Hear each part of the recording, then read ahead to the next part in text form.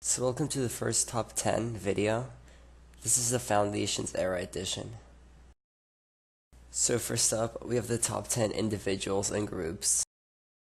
So first up at number 10, we have the Egyptian kingdoms. The Egyptian kingdoms were divided into three parts: the Old, Middle, and New kingdoms. These were ruled by their leaders, also called pharaohs, and used hieroglyphics as writing. At number 9, we have the Shang Dynasty. The Shang Dynasty is the earliest Chinese dynasty for which we have written records. They also practiced ancestor worship, they had oracle bones, and bronze vessels for ritual purposes. So at number 8, we have the Indus River Valley Civilization, and here specifically we are looking at Mohenjo-Daro, which was the largest city of the civilization. Little is known about the political institutions of this city. However, we do know that the city was carefully planned due to its designs and roads. So at number 7, we got the Phoenicians. So these guys were located on the eastern Mediterranean coast. However, they engaged with trade along the south coast of the Mediterranean. They also invented an alphabet which was based on sounds rather than symbols, unlike cuneiform. So at number 6, we have Sumer. The Sumerians were not only the first civilization, but also they dominated Mesopotamia through the end of the 3rd millennium BCE. They are responsible for the creation of irrigation, cuneiform, and also for the beginning of religious conceptions. At number 5, we have the Hebrews. The Hebrews were one of the first monotheistic religions and believed in Judaism, which was the belief in one God, Yahweh. They were moral, and their holy land was Israel. So at number 4, we have the Sargon of Akkad. The Sargon of Akkad was the first ruler of the Akkadian Empire, which was the first empire in the world.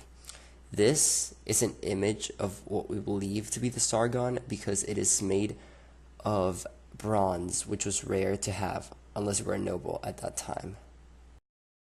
At number 3, we have Zoroaster, also known as Zarathustra, whatever.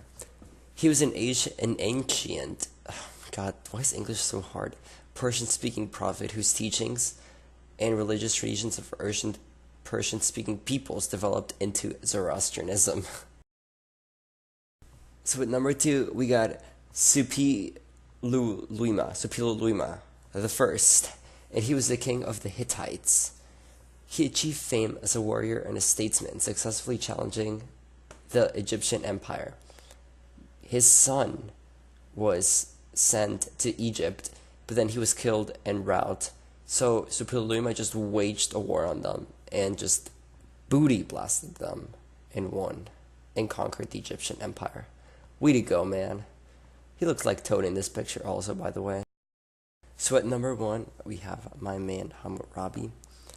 He was the 6th king of the Babylonian Empire, and he extended Babylon's control through military campaigns. He also had his code, the Code of Hammurabi, which is also called the Lex Talionis, Code of Retaliation. And so basically, it's what you do, you get in return. So if you killed somebody, then they would kill you unless you had like a servant that you would sacrifice. He was a thug. Next up, we got the top 10 events. At number 10, we have the Agricultural Revolution, also known as the Neolithic Revolution.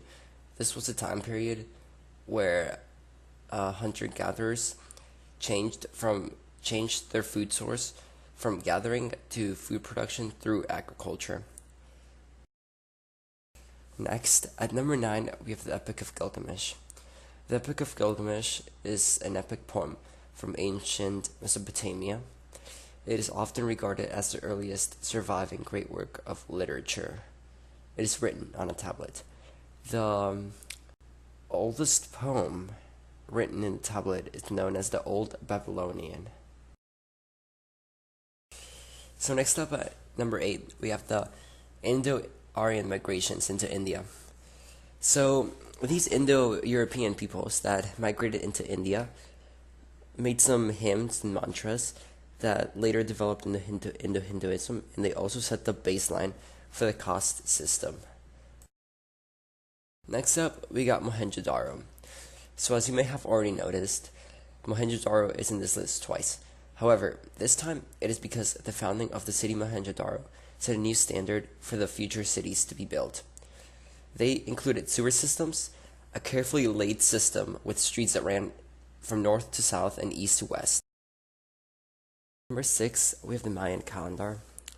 This calendar dates back to at least the 5th century BCE and is still used in a few Mayan communities today. It moves in circles, with the last circle ending December in 2012. However, the world did not end, even though the Mayan prophesied it. It is also based in a year of 365 days, and they were only off by about 1/4 of a day. That's pretty impressive. At number 5, we have the Mayan pyramids. Not only a big tourist attraction now, but these pyramids, which are around 600 scattered throughout Mexico and Central America, also have some materials from Brazil, 2,000 miles away, which without the wheel is a very long distance to be transported. And also they were used for ceremonies such as human sacrifice and offerings to the gods. At number 4, we have the founding of Hinduism. Now the founding of Hinduism was a long-term process which started with the Aryan people and Dravidian people joining together in society, and that sparked the beginning of the caste system and the Vedic religion, which later evolved into Hinduism. At number 3, we have the Bantu migrations. The Bantu migrations were migrations of Bantu-speaking peoples that migrated from Western Africa near Nigeria, southern and eastward, just basically all throughout sub-Saharan Africa, spreading their culture, their religion, and their language to existing cultures. At number 2, we have the Bronze Age.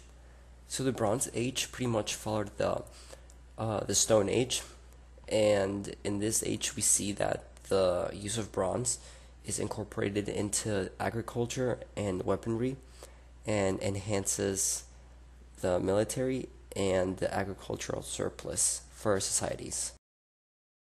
So finally at number 1, we have the founding of the Silk Roads.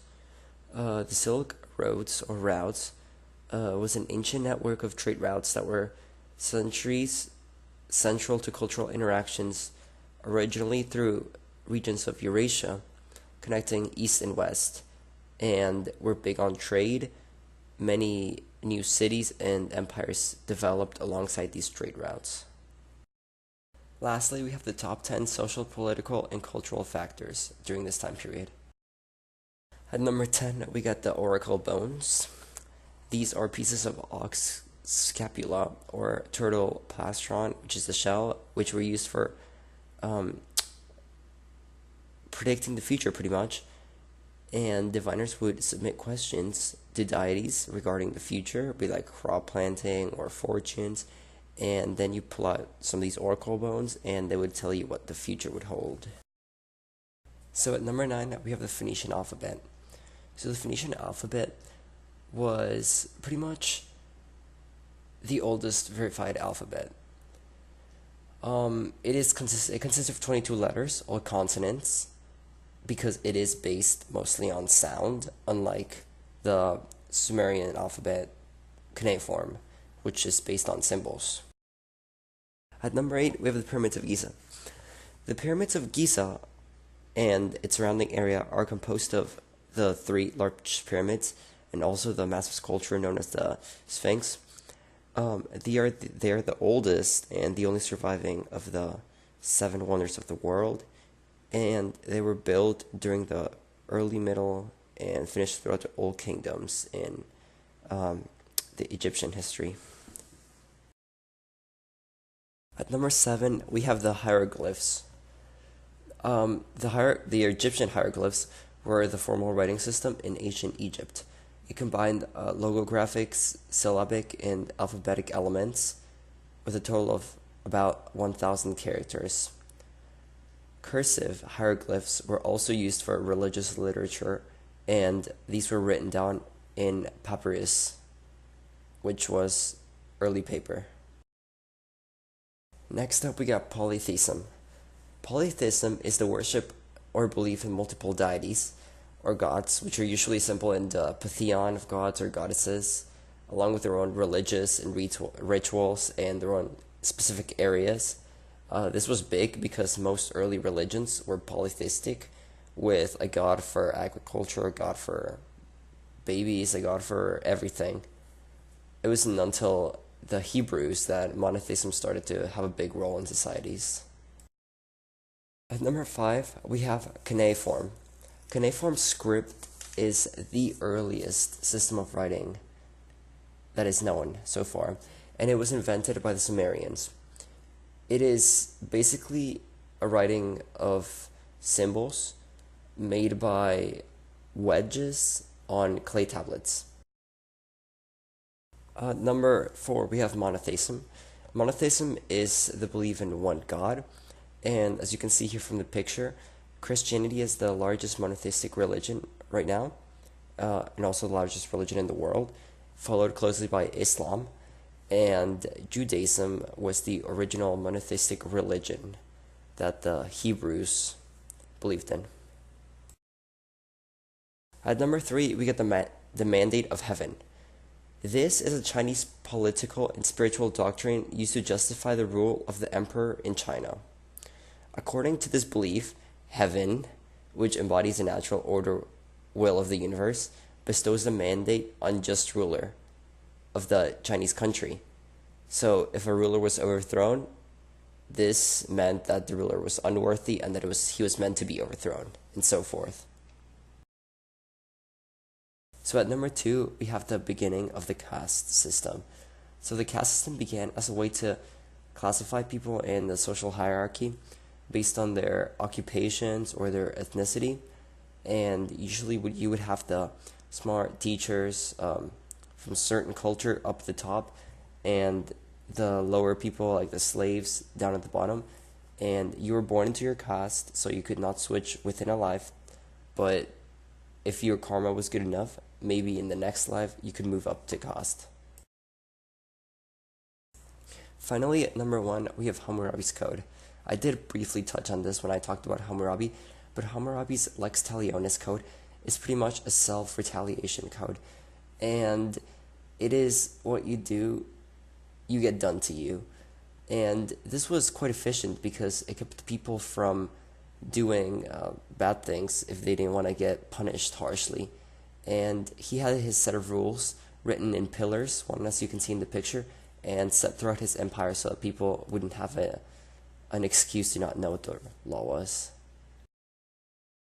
Alright, so that is all for Unit 1, my top 10s for Unit 1. I'll see you in Unit 2.